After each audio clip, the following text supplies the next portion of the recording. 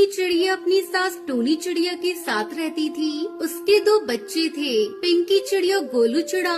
दोनों बच्चे सरकारी स्कूल में पढ़ते थे।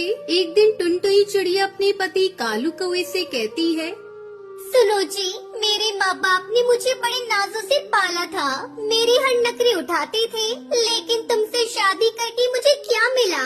दिन भर प्याज के खेत में कड़ी मेहनत करके प्याज उगाते हो, लेकिन मुनाफा बहुत कम होता है। मैं